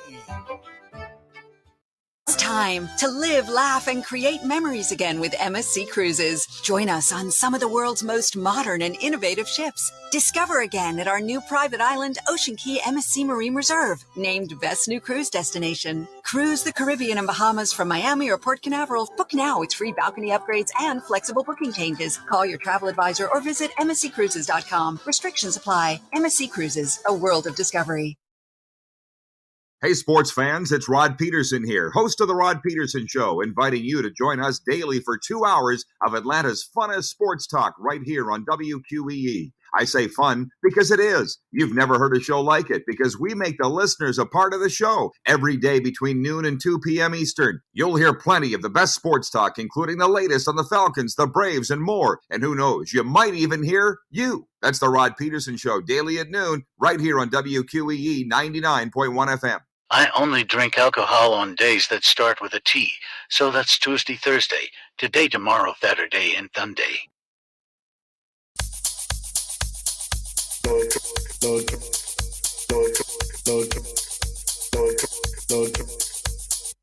Así que me gusta. Welcome back. We've got news on Georgia Tech basketball. Looks like they have gone with Damon Stoudemire as the new head coach for the Georgia Tech Yellow Jackets men's basketball team. And if you're kind of curious about who he is, he played his college ball for Arizona. I think a lot of us do remember him in the NBA. He played for the Trailblazers for about 8 years. Then he went to the Grizzlies and finished his career 1 year with the Spurs. Then he began his coaching career, Rice, primarily in the NBA, but Rice, Memphis. And then he went over to Arizona, back to Memphis. This was college. And has been a Boston Celtics assistant for the last 2.5 seasons. So Damon Stoudemire, the new head coach for the Georgia Tech Yellow Jackets, who obviously moved on from there. I mean, I heard the other morning when they were going over what Georgia Tech's record had been the last several years. And I knew they'd been down, but I don't think I'd realized they'd been that bad. And hopefully Stoudemire can get that turned around. Georgia Tech basketball deserves better. I can remember growing up watching Tech and being a fan of Kenny Anderson. And when I was a kid, he was one of my favorite ball players, especially on the collegiate level. I was probably early to mid-teens when I first started watching Georgia Tech basketball, and Kenny Anderson was just an absolute magician. And of course, Dennis Scott and whatnot. So hopefully they can get back somewhere close to that. I know that was the heydays, but the Bobby Crimmins days, and hopefully Georgia Tech basketball can get back to where it belongs. Damon Stoudemire, if you're just joining us, is the new head coach, leaving the Celtics organization as an assistant coach. He will take over as Georgia Tech head coach. Now, I'm trying to pull up some information. I don't know if he's going to start immediately or if he'll finish out his tenure with the Celtics. I would tend to think that he's going to take off because you've got to hit the ground running, and you've got to get there and recruit. The recruiting window is so small and so incredibly important in college basketball. I would think that he's going to drop what he's doing immediately. So Damon Stoudemire, and though I'm a Celtics fan, I'm happy for Georgia Tech and I'm happy for Stoudemire because I'm hoping he can turn things around in Atlanta. All right. Real quick on the NFL front, all kinds of stuff. So the numbers are finally in. Jimmy G to the Raiders. It ends up being a 3-year, $67.5 million deal, 34 guaranteed. And Andrew Wiley of the Chiefs is signing with the Commanders.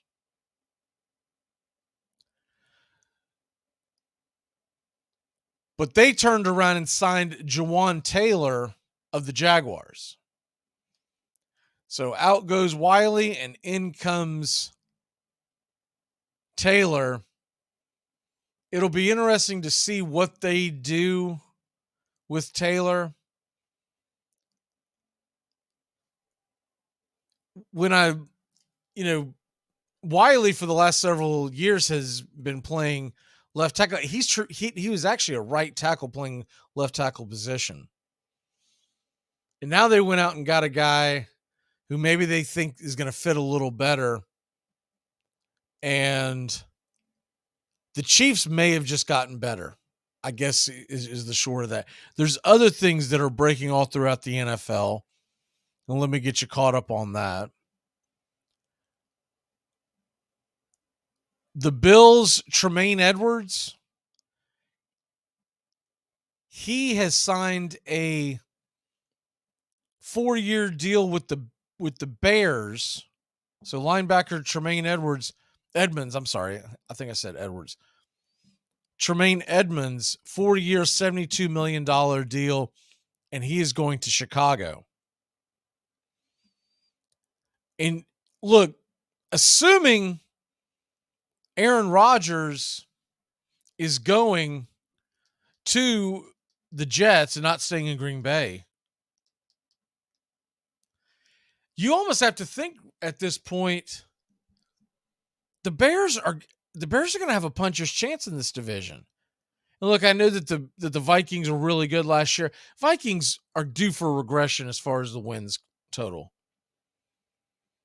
They won a lot of games really close, and it typically doesn't bend your way 2 years in a row like that. I think the Lions are continuing to get better.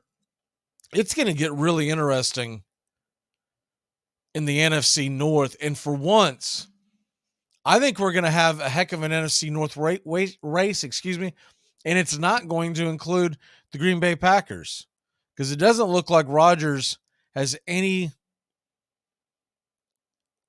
design on coming back, nor do the Packers want him back. And there's going to be a learning curve with Jordan Love. He's looked okay in his sparing in what little he's played over the last few years. He's played really more during the preseason. Of course, he got the chance a little bit with some of the banged up injuries that Rodgers has, but he's never really lit the world on fire. So let's assume this move does happen, Rodgers to the Jets. What's the next move for the Packers? Because the guy that I would have loved to have seen the Packers sign has just signed with the Miami Dolphins, and that's Mike White. Mike White would have been a perfect bailout plan for Green Bay if A, Jordan Love just didn't pick it up and was going through some growing pains, or B, just gets banged up. Now, I think it makes a lot of sense for the Miami Dolphins to sign him because when you consider the fact that Tua has just not been able to stay healthy, I think it makes a huge amount of sense. And you know what'll happen now? Tua won't get hurt for the next 2 years, and Mike White will sit there going, I want to be traded, I want to be traded. But going on into this, it's got to make a lot of sense. And also, if you're Mike White, you love it because you're probably going to get an opportunity at some point. And look at the weapons that the Dolphins have. And for folks that may have missed it over the weekend, Jalen Ramsey was traded from the Rams to the Dolphins. So the Dolphins just keep loading up on stars, and their biggest thing is they gotta have a guy that can get the ball down the field. Now, what does that mean for Skylar Thompson, who I thought played pretty well? I mean, are they going to try to carry three quarterbacks? I don't think they will. So where does Skylar Thompson land, and does he get an opportunity somewhere? Because I honestly thought in that playoff game against Buffalo, considering all the conditions and forced into action, I thought he played out outstanding. That game was in question in the fourth quarter, and nobody thought that. I want to say they were a 17.5 point favorite. Nobody thought that game was going to be close. I remember staying away from it and not really knowing what to make of it. And then about, I don't know, third quarter, I was like, man, I'm glad I stayed away from that point spread one way or the other, because it did not go the way I thought it would go. Free agent frenzy is upon us. Tones is going to be joining us here in a couple of minutes. He's always running from one end to the other, so he should be joining us any minute. Can't wait to get his takes on. I mean, things are just absolutely flying right now in the world of the NFL, and if you're just kind of getting logged into the sports world for today, real quick, the Bears sign Edmonds, linebacker from the Bills. I'm not going to go over all the numbers because a lot of stuff has happened, but I'm going to try to catch you up really quick. Wiley, offensive lineman from the Chiefs, offensive tackle from the Chiefs, he heads to the Commanders. The Panthers are expected to sign Von Bell. Former Ravens tight end Josh Oliver is signing with the Vikings. The Giants did re-sign Wyatt Davis. Jimmy Garoppolo, that's the big one that's happened today. He's heading to the Raiders. Jason Kelce announces he will return for his 13th season. I think there was some question whether or not he would or not, or if he would just focus on his podcast and whatnot, but it looks like he is coming back. Javon Hargrave, he is on Buffalo Bills quarterback Case Keenum is planning to sign with the Texans. I'm a little surprised that the Keenum's actually still in the league. And I thought this was a big one. The Lions get Cameron Sutton, the defensive back cornerback from Pittsburgh. He was looked upon as possibly the top cornerback on the market. They get him a 3-year deal. Mike White to the Jets. Jimmy G to the Raiders. Shy Tuttle, former New Orleans Saints defensive tackle, he's heading to the Panthers. And of course, we haven't even touched on the fact that the Panthers now have the number 1 pick. They traded away their entire future for the number 1 pick to the Chicago Bears. The Chicago Bears are going to be loaded, assuming they don't make any stupid decisions with their picks. They're getting 2 number 1s, 2 number 2s.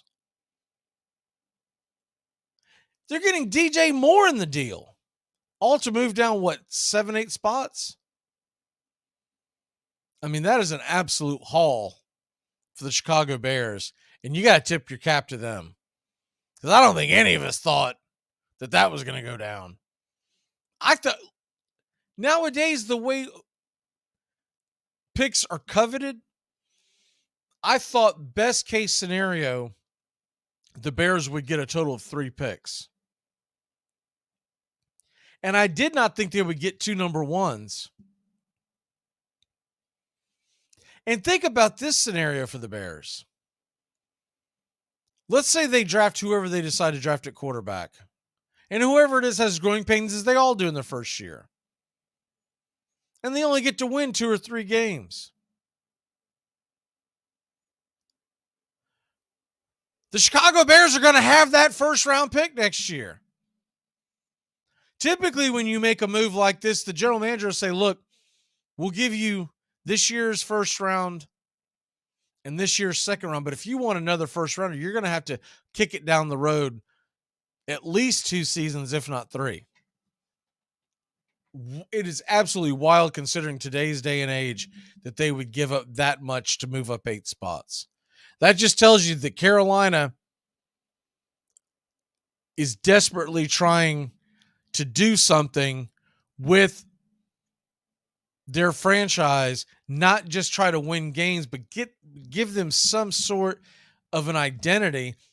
While all this is going on, Austin Eckler is asking for a trade because talks have broken down between him and the Chargers, and he is asking permission to seek a trade. So that ought to be interesting, because what if that goes down? The haul you could get for Austin Eckler, who is in his prime, and you could make the argument that if he's not number 1 or number 2, he's at least top 3 running back in the National Football League. Let's take a quick break. Tones should be here with us any minute, and when we come back, we are going to get into some more NFL free agency, get you caught up on what's going on in the world of baseball, and get into the March Madness bracket. We'll be back in a flash here on Braves Country and Braves Country HD. Look at me, 92. Come on, at the roll at your age, whoopee must be down to a handshake, huh?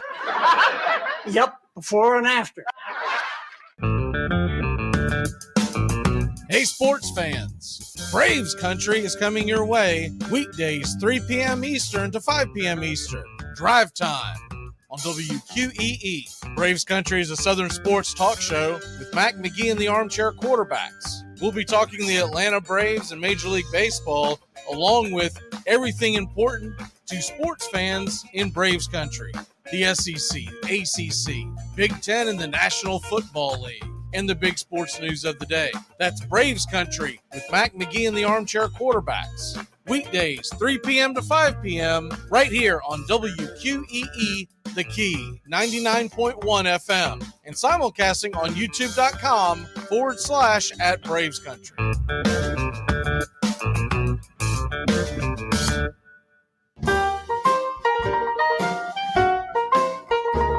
Dixie Handle Company, 5 generations of the Strickland family have produced quality hardwood farm and garden tools, wooden shutters, and custom furniture. This small business has been owned and operated since 1992 and ships to customers across the world. If you're looking for the highest quality tool handles, Dixie Handle Company is your place. Every item is hand-picked to your specifications. If it's made of wood, they do it. Call now, 931-722-3395. That's 931-722-3395. Or go online to dixiehandle.com. The Dixie Handle Company. Welcome to Craftsmanship, a proud sponsor of Braves Country Baseball.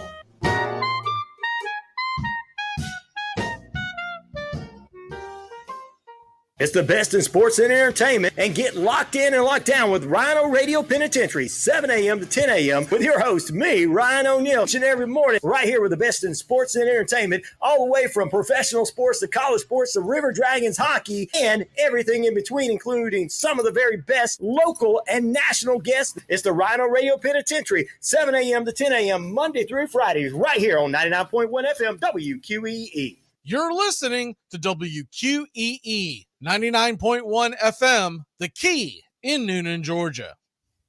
Let me see if I can cut to the chase by using myself as an example. 6 months ago, I was living in Boston. My wife had left me, which was very painful. Then she came back to me, which was excruciating.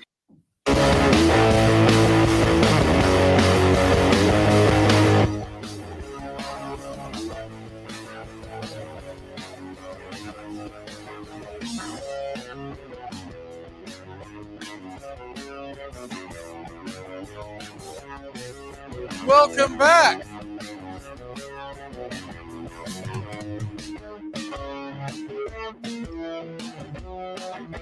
And joining us, as he does every Monday and Friday, is Tampa Tones. Mr. Tones, how the hell are you?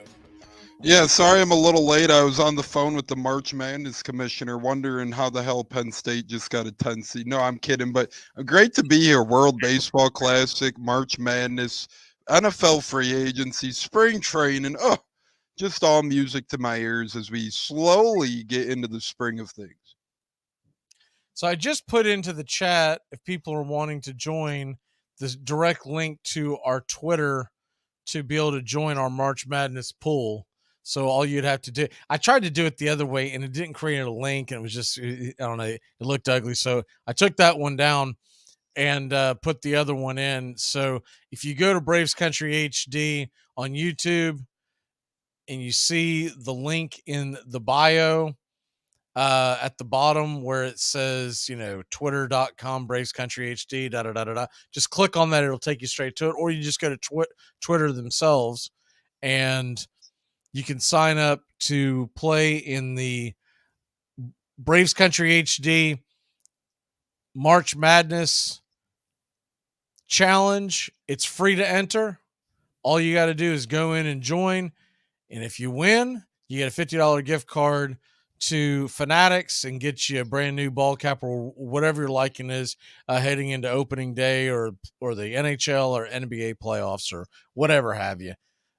So there you go. Hopefully folks will enjoy playing. We do this every year, and we'll be keeping up to date with the standings as we go along.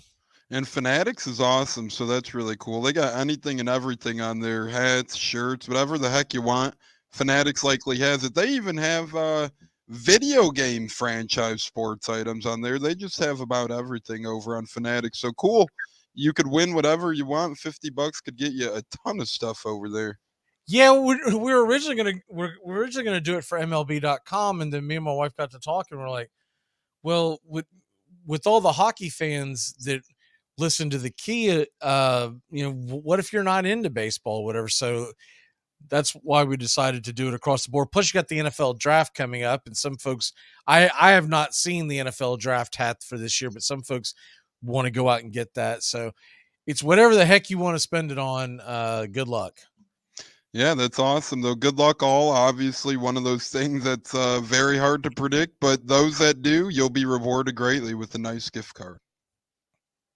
So going into that, because I got a feeling we're going to start getting hit with more and more NFL stuff. So since we're talking basketball, let's go ahead and get it off the board. I'm going to wait to give mine a little later in the week because I'm on every single day, but you won't be back on until Friday. So I kind of wanted to get an idea of who your Final Four is. I'm going to give you one participant in the Final Four, and then we'll go from there. Okay. But I want to get your Final Four first. So who are you leaning on your Final Four? I mean, I'm not locking you in. If you decide to change it in your bracket, it is what it is. But today, where are you thinking? If I had a stalwart today, and I did, I looked at it briefly, obviously watch all the shows. I didn't, however, completely make my bracket yet. But if I have a good idea. So if I were to break it down and all that good stuff, let's start here in the bottom left. I like Alabama making it out, or I like Alabama making it out of their conference. And I know a lot of people have a lot of questions about them with all the crime stuff going on with their best player and whatnot. But I do like Alabama to represent themselves. And they have Corpus Christi and Missouri State round 1, potentially Maryland round 2. I think they can easily, well, nothing's easy in March Madness, but I like them getting there. Then if you look into the Midwest region, that's where Houston is the 1 seed. I'm not going to be as cliche to go with the 1 seed here. I'm actually going to go a little bit of a sleeper route in this thing. Nothing too crazy, but I have, believe it or not, because you got Houston, Miami, Indiana, and Xavier, Texas, etc. I like, call me crazy, but I like Xavier potentially getting to the Final Four out of there. I think Penn State makes a little bit of a run. I think they win a couple games. Ultimately, I think it's too much for them. Then out of my West region, Xavier, perhaps, and that's just a rough look right now. It's because I'm not too keen on Houston. Right, I think they could run into Auburn in that second round. Miami is a tough round 1 matchup, and Drake, I'm not so sure. As you didn't say Penn State. Penn State's in that region. I do got them going on a run. I got Penn State. You do. I got them going to at least the Sweet 16, hoping for a little more there.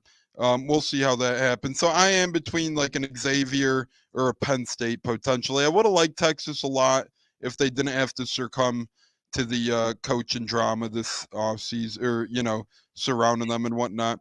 Out of the West, little bit. Some might say it's a surprise because you do have Kansas, you do have UCLA over there.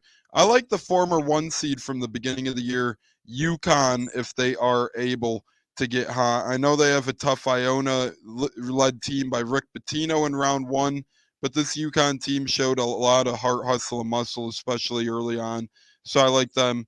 And then coming out of the last but not least East region, I do like Marquette seemingly coming out of there for now. So as of right now, I got Xavier, UConn, Marquette, and Alabama. If I had to pick an early Final Four. All right, run that by me one more time. Xavier, Marquette. Xavier, Marquette, Alabama, and UConn as my very early Final Four, which, actually right now, screw it, I'm doing it live. Why not have the cojones? Bounce Xavier and throw me the Nittany Lions as my surprise in there. Give me the Nittany Lions making it to the Final Four. Who cuts down the nets? I got Alabama right now. I know all the controversy regarding Brandon Miller and whatnot, but they're just playing incredible basketball. I'll tell you what, though, man, some of those shirts that some of the fans were wearing, I don't know if you saw any of these at the site at the SEC championship game. I mean, you talk about in poor taste.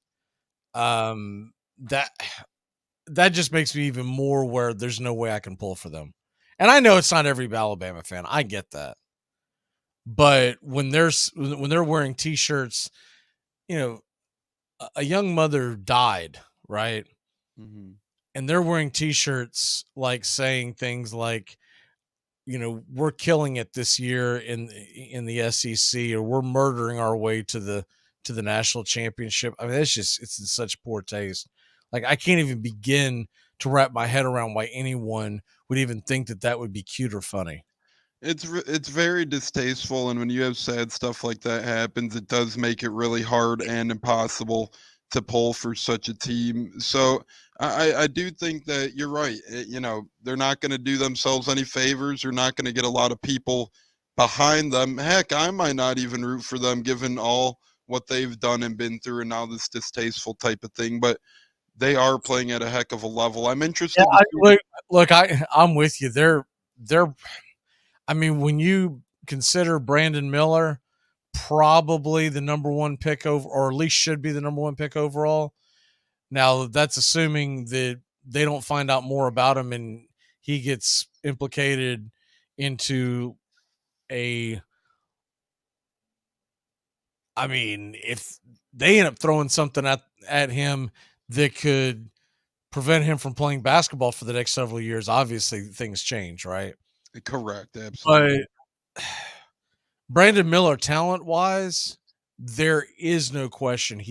I think he's the player of the year in college basketball. It's just a shame that he got involved in this.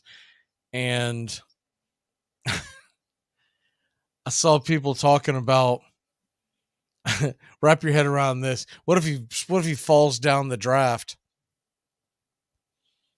and the Memphis Grizzlies draft him to have him mentored by Ja Morant? Oh my Lord! And can you imagine that? Yeah. And Brandon Miller, Ja Morant's wheelman. Oh, I've seen a couple memes where it's like, look, Miller's throwing Ja the alley-oop or vice versa, and they're both on the hard court floors in a prison or something. But really sad to see these young athletes making such poor decisions, And regarding the Miller thing, my last taste on it, whatever ends up happening, put yourself in a better situation. I really think it comes more down to the character of the person. It really makes you. It just makes you wonder. I still don't want to jump to judgment because I still believe in the you're innocent until proven guilty. Me as well. But man, there's a lot of things pointing I mean, when there's that much smoke, there's usually some fire, and that's another thing. Anyways, I'll give you one team right now in the Final Four. And I think Alabama will make it, but there's no way I can pick them. I can't do it. But they've got the easiest route. They're in Birmingham to start it all off. But I don't know. I would feel dirty putting them in there. So I can't put them in there. So I'm going to give you a different one. I haven't decided who I'm going to pull. I mean, there's not a lot to pick from in that region, to be honest with you. Mm-hmm. I'm just hoping for a miracle upset from somebody. But when you look at the fact that they're going to face either San Diego State or Virginia, most likely in the Sweet 16. And then who's down there at the bottom that's going to knock them off? Creighton, NC State, Missouri. Missouri's going to do it. Arizona. I get that they're a 2 seed, but I think they're kind of a weak 2 seed. I am going to go. Jeez.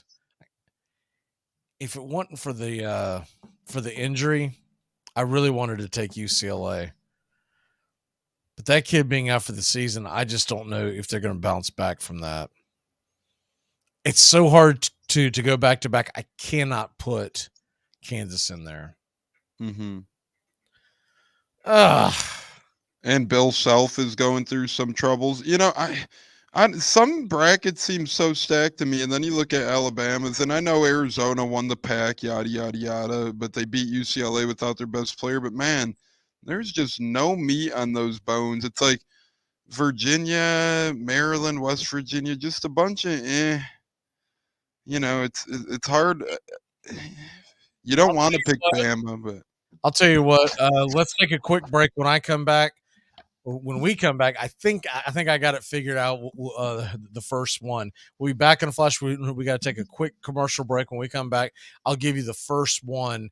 I'm going to give you the team coming out of the Midwest. We'll be back here on The Key and Braves Country HD Radio Stream. Keep it locked in here on 99.1 FM. He only has 3 rings. Hockey season, and that means new merch over at ourdragonsmerch.com. Get the latest designs and some of our fun new souvenirs ahead of what's sure to be a great hockey season. Celebrate another season of River Dragons hockey by getting a new look to wear on game days, or surprise the big-time sports fan in your life with a new keepsake that will make them a River Dragons fan for life. Order online right now at ourdragonsmerch.com. That's the letter R, dragonsmerch.com. We'll see you at the rink. Hey, sports fans, it's Rod Peterson here, host of The Rod Peterson Show, inviting you to join us daily for 2 hours of Atlanta's funnest sports talk right here on WQEE. I say fun because it is. You've never heard a show like it because we make the listeners a part of the show every day between noon and 2 p.m. Eastern. You'll hear plenty of the best sports talk, including the latest on the Falcons, the Braves, and more. And who knows, you might even hear you. That's the Rod Peterson Show, daily at noon, right here on WQEE 99.1 FM. Le'Veon Bell, he put out a single for people to listen to on Twitter of a rap album that he's really proud of. He asked for people to critique it. Keenan Allen, the receiver of the Chargers, came back with the trash emoji. Appreciate your honesty. And what's even better, and I can't do it justice because we're on radio, you've got to see the video. The video that he put up. Oh, my God. It's like the most funny and exciting thing I have ever seen because it's like really bad late 80s, early 90s rap video. But anyways, the video is the best part of the whole thing. He's got a hoodie on. It's staged almost like black and white. He's like under a bridge somewhere where there's like a bonfire going. Hard times. So like, yeah. Hard times. You know, hard times for a guy making millions. He can relate. But the funniest part is when he's got the hoodie on, he's doing poses and stuff like that and kind of jiving around. And then this is the funniest part. Out of nowhere, sorry, I can't get it out. He comes up from under the screen. So in other words, like from the Muppets or something? Almost like the Muppets. When you see just the figure just come straight up. Yes, the kid comes straight up while he's also in the background. Uh-huh. It's like the worst thing put together ever. I don't know how to edit a video. We could do better than this. I'm telling you. Who's the director, Pouncey? Armchair. Welcome back to Braves Country. Mac McGee and the Armchair Quarterbacks, weekdays, 3 to 5 p.m., drive time on WQEE.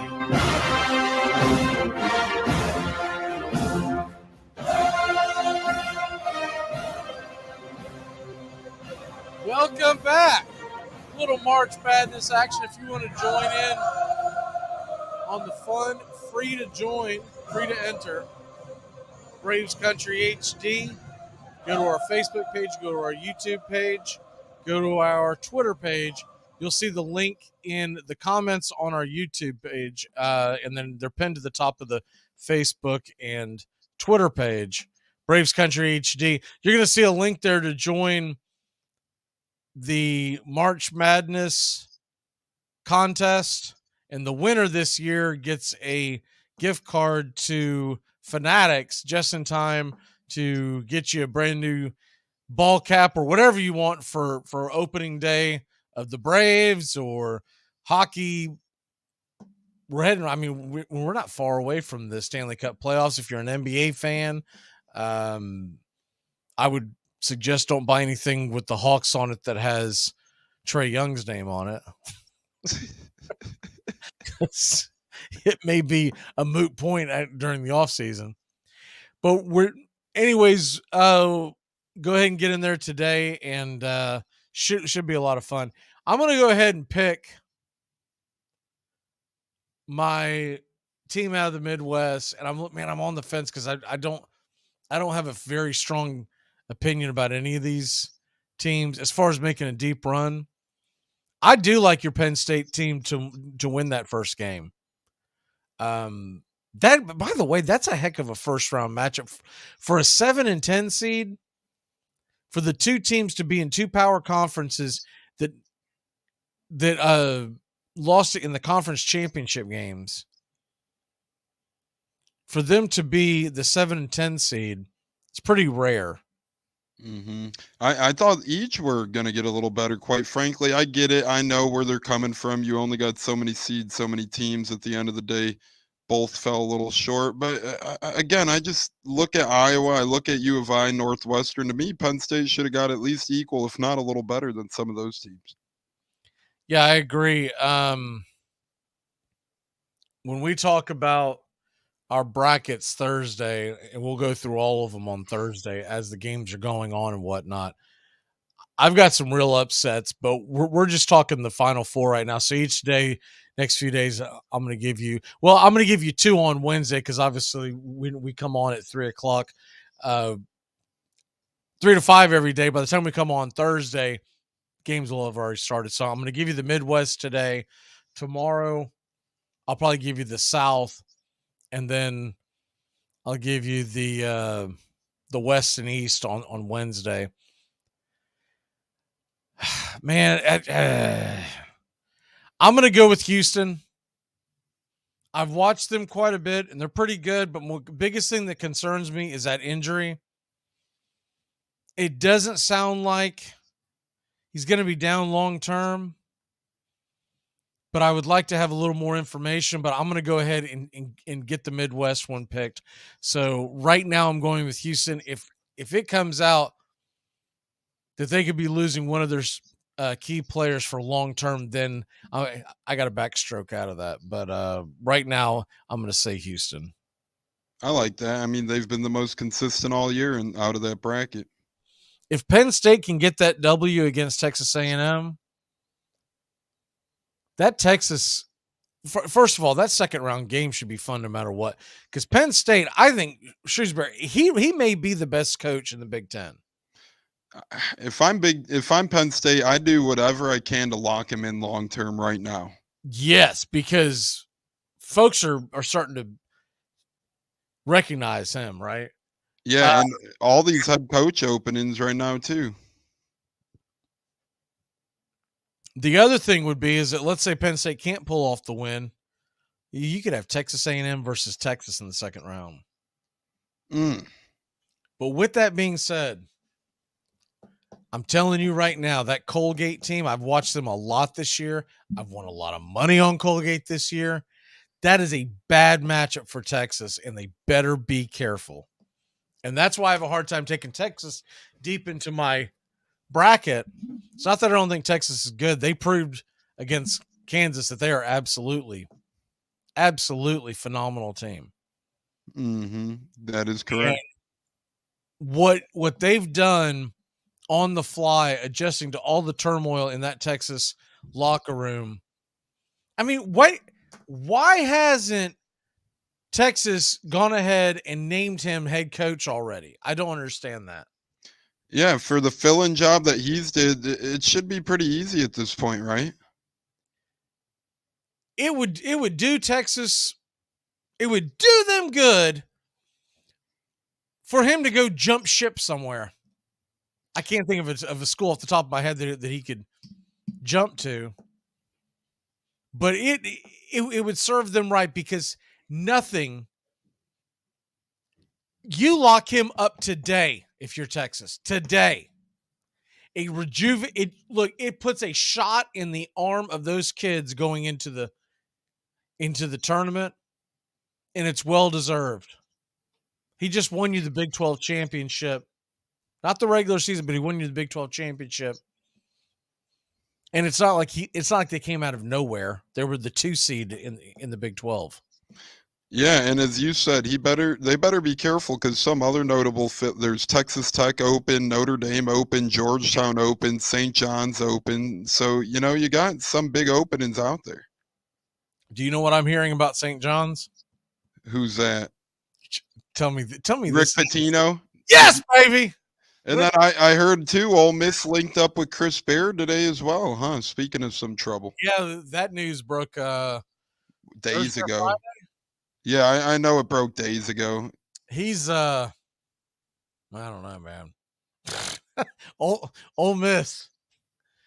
Doing what they can. I would say that their sleaziness knows no bounds, but they play in the same conference as Alabama, so it's a duel right there. Patrick Peterson, breaking news, is heading to the Steelers. Mm-hmm. That's a nice move for them. That's a very big move for them, as we're seeing a lot of defensive backs fly off the board right now. There's a 5-12 upset every single year, or usually. What's your favorite 5-12? Look out, it could happen. One that I'm thinking, and I hope B-Rabbit isn't listening, I think Drake could really take it to Miami. I've watched Drake in their conference championship. They really put a hurting on Bradley, and Bradley was the 1 seed in that conference. Drake's offense makes him a pose and a threat to anyone. Miami they got off to a really good start, played a really good middle end of the year. Late in the year, lost a couple close ones they had. I'd look out for Drake over Miami is one that I like. Drake is very dangerous. The one that I got my eye on is VCU upsetting St. Mary's. I could see that happening as well. I think I was between those two. To me, those two are the top 2 choices. Yeah, I don't see Duke falling. They're playing really good basketball, and I don't see. I would be shocked of San Diego State falling. I was shocked Charleston got it. I know Charleston's pretty good, but I thought they'd get a 13, 14 seed. They worked their way up to a 12 seed. Any other shockers that you got in mind? Yeah, now this one, I'm not quite sure. Obviously, you go out on a limb with any upset you got going on for you, but again, I don't know if they'll win the game, but I think UC Santa Barbara is really going to give Baylor everything they could handle. To me, Baylor played a bad second half of the season. They lost to many teams that were either on their level or a little less than theirs. I know it's a 14-3 matchup, but I would not be surprised if Baylor ends up that one a lot. I really do. Losing to Santa Barbara. I'm telling you right now, man, Xavier better watch out, baby. Kennesaw, look out now. And honestly, that's another reason why I switched to Penn State as well. Not even kidding. I seen Xavier was playing Kennesaw in a first-round matchup, and I followed him because of you did, and I know how tough they could play. Them and UC Santa Barbara, I watched 3 of their games over the weekend. I know that's an extensive amount of that's an extensive amount of UC Santa Barbara. You would not believe my layout Saturday night, man. My wife was rolling her eyes, going, I'm out of here. So I had 5 or 6 devices going. I was watching the WBC, but the rest was all college basketball. I was out there with the dogs. They were fighting tooth and nail like they always do, just wrestling each other. And man, I mean, I was absolutely locked in. That's awesome, man. That's a moment you Santa live Barbara for. game, man. I mean, there was that. I'll tell you the one that shocked me was oh shoot, it was the late game. I'm trying to think of the name. It's one of the early seeds. Shoot. Oh, what Texas Southern is that? No. Oh shoot, I'll think of it in a second. But Grand Canyon. They blew out Southern Utah. If you look at the statistics and you look at the previous matchups, it should have been a really good game. And honestly, Grand Canyon's not the better team. But they were unconscious behind the 3-point line. Yeah, I know my really good friend who works for Bleacher Report. He thought at one point Southern Utah was a team of destiny. So there goes that. But hey, goes to show March Madness is over in a quick little snap. Yeah,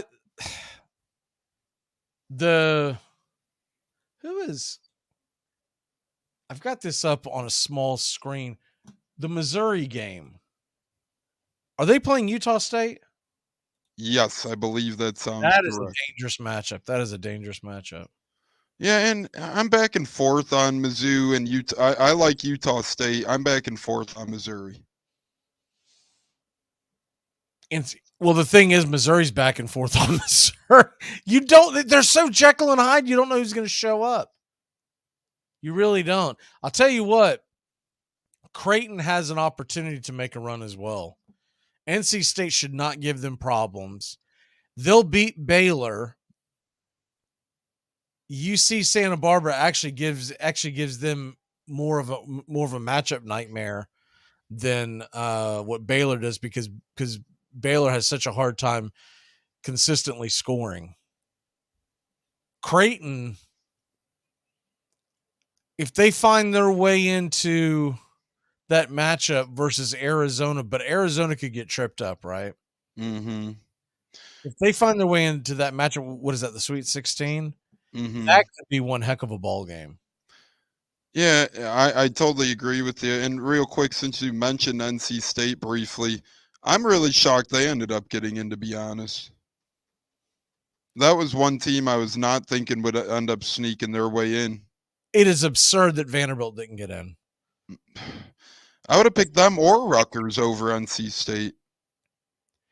I would have picked Clemson over NC State. And they always go, well, the quad 1 wins, the quad 2 wins, blah, blah, blah. Clemson beat NC State 2 times, or is it 3 times this year? 2 or 3 times this year, and none of the matchups were close. None of them. Yeah, now that you mention it, holy crap. That one flew right over my head as well. It's like, what are we doing? Let me find it real quick because I was looking at it before before it came out. They beat NC State 80-54. I think they blew out Pitt as well, maybe Clemson. They beat NC State 78-64. I thought there was a third game, but maybe those are the only 2. They played them in the tournament. They beat them 80-54. Okay, so but was they beat them? Oh yeah, and then right before that, before the tournament started, I skipped right over it. 96-71. Killed them in all the games. They beat them 3 games and 51. 3 games they beat them by 65 points. And they beat Pitt, who ended up squandering out. And, you know, I just don't get how teams like NC State and Pitt, who did worse in conference and they win a total of 4-0 against Pitt and NC State, and they didn't get in. In conference, trying to figure out what in the world is this? In conference play, well, I don't have it in front of me. I don't know what in the world. I went to standings and some other weird thing popped up where it's got percentage wins. Clemson had 14 wins in conference. NC State only 12. Okay, that's what I thought, because I'm looking at the winning percentage margin for whatever reason. And yeah, they had as many as Pittsburgh as well. So Clemson had as many as Pittsburgh, more than NC State, and went 4-0 against them too overall. I mean, what are we doing? I don't get how you could. When they put NC State in, fraud. Nothing but a fraud. I don't think Pittsburgh should be in there over Rutgers or over Vanderbilt. Vanderbilt should have been. Vanderbilt, you know my feeling on Vanderbilt. Look, I know that they got housed against A&M, but they knocked off Kentucky. They played as well as anybody, and they play tomorrow night against Yale, and I'm riding me some Vanderbilt in the NIT tournament. What is your walk-off? Yeah, my walk-off is watch the NCAA committee. They're a little shady. But no, real quick, me and Joey tonight meeting the Brooklyn Brawler wrestling legend at a local event. Can't wait for that. Shout out to Steve Lombardi, the Brooklyn Brawler. All right, brother. We will be back tomorrow. Tomorrow's Tuesday, so it'll be Joey. It'll be tomorrow's the Braves report. We're gonna start doing those on Tuesdays and Fridays to start it off, and we're gonna get you caught up in Atlanta Braves. And look, more and more things are happening in the NFL free agency. Keep it locked in here on The Key. Brian Snow Show is up next. We will be back tomorrow live 3 to 5. Get your morning started off right. Rhino Radio Penitentiary, 7 a.m. to 10 a.m. WQEE all day long. Let's go. Mm-hmm. Goodbye, sweetheart. Well, it's time to go. We're back tomorrow with another show. Well, unless we're fired, we'll talk to you then. Goodbye, sweetheart. Goodbye. Goodbye. Guys and gals, it's time to go. We'll see you on the next show. Same bat time, same bat channel. Thanks for listening to Braves Country with Mac McGee and the Armchair Quarterbacks on 99.1 FM WQEE, The Key in Noonan, Georgia, and simulcasting on youtube.com/@Braves Country. Braves Country comes your way weekdays, 3 p.m. Eastern to 5 p.m. Eastern. Please follow, like, and subscribe today. Armchair Quarterback Radio, your first choice for Southern sports. Something of the 5th of September. Something of the 5th of September. She said a lot that I can't remember. Something of the 5th. Can I get another cigarette, please? Can I get another cigarette, please? Yeah, I know I live to regret it. Just give me another cigarette, please.